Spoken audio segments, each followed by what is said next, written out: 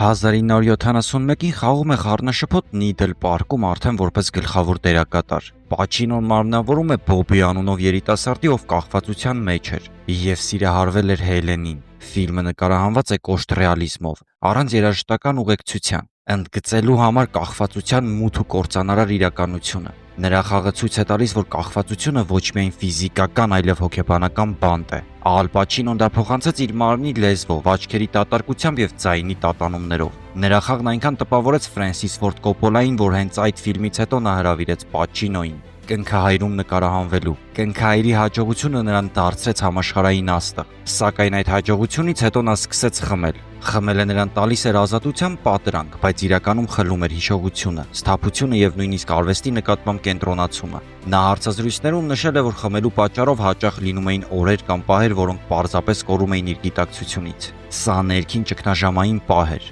Պաչինոն խոստովանում էր, որ ի ծնե եկած ամաշկոտ բնավորությանը գումարվել էր հանրային ուշադրության ծանրությունը և հոլիվուդյան ճնշումները, ու այդ ամենը նրան մղում էին դեպի ալկոհոլ։ Նրա մտերիմ ընկեր Չարլի Լոթոնը դարձավ այն մարդն, ով օգնեց դուրս գալ այդ կախվածությունից։